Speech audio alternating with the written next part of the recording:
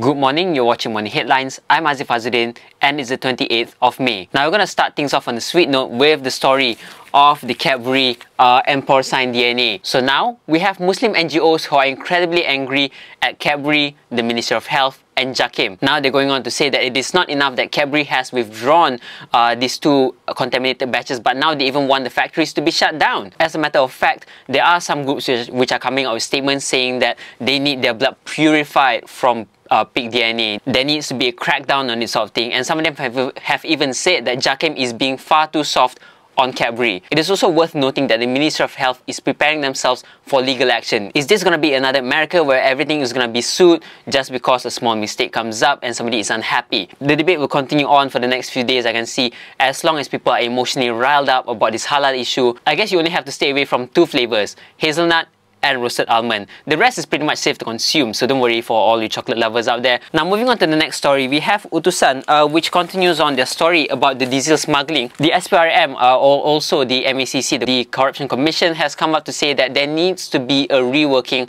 of the diesel subsidy structure. Maybe that is one of the reasons why diesel smuggling is a big thing.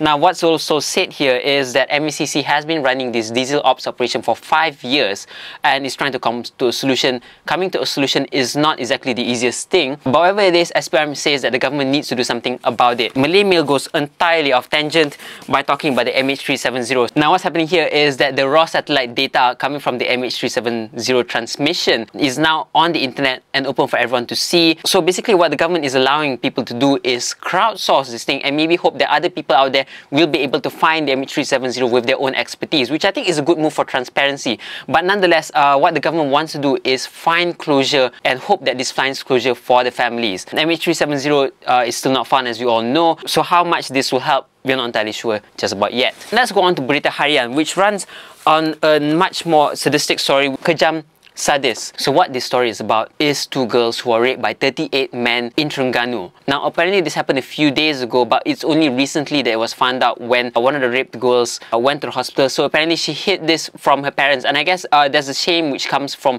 being raped when you don't really want people to know about it. There was bleeding from her vaginal parts, and when she went to the hospital she finally confessed that yes, she was raped by these 38 men, and now police are going into investigations. Now the thing about this story, there are different reports coming across different newspapers. Some say there's only one girl who was raped, some say it was 2, some say it was 30 men who did it, some say it was 38 men who did it. So what exactly is the world coming to? It's bad enough that there is misogyny existing in this country where women are not treated equally, women are not being respected, but now we have stories also about 38 men who are raping 2 girls just because they cannot satisfy their sexual pleasures. I mean, what's the world coming to? Really? It's crazy. So the Sun also runs on a grim front page with the headline, Child Abuse Death. What happened here is that the 6-year-old boy was abused to death by his stepfather and mother. Whether it was part of a domestic argument, we are not entirely sure, but neighbors who are questioned by the police have said that apparently the young boy was wailing for over an hour, and it's not only one incident, it has been happening over the past 4 months that this couple have been having heated arguments.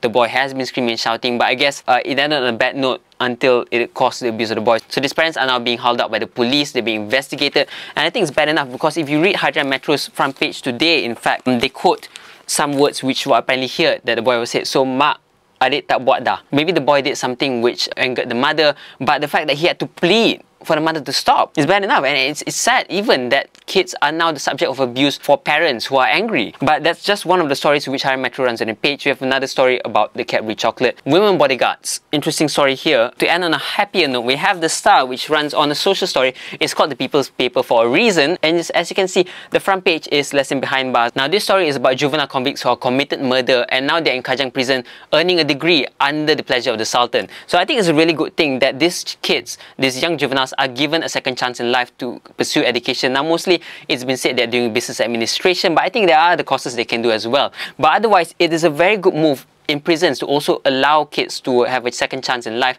Now if you watch Shawshank Redemption, you know exactly what I'm talking about. In fact, if you haven't watched it, watch that movie. But also what's not covered in the news today is PM Najib going to China and also bringing our diplomatic relationship with them a step further than what his father did 40 years ago. So that's a story which is not covered in the papers, but if you want, Current Affairs has already covered the story. You can listen to it, you can download it off the BFM website. So my word of the day is sadist, or which is sadistic for Malay. Sadistic because we live in a society which is misogynistic, a society which does not respect women. We live in a society which abuses young children. Despite all these bad happenings going around us, I think there's still chance for hope. But that's all I have for you this morning on Morning Headlines. I'm Aziff Azuddin for BFM 89.9.